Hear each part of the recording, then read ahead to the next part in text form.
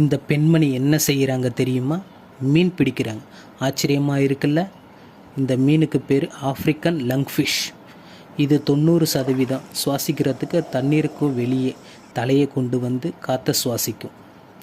சாதாரணமான தண்ணீரில் வாழுற மீன் நீர் வற்றி வறட்சி ஆரம்பிக்கும்போது பாதுகாப்பான இடத்துக்கு போய் தன்னை மறைச்சிக்கிட்டு தன்னோட வாய் வழியாக சுரந்து வர பசை மாதிரி இருக்கும் திரவத்தை பயன்படுத்தி தான் ஒரு கூட்டுக்குள்ளே அடைச்சிக்குது.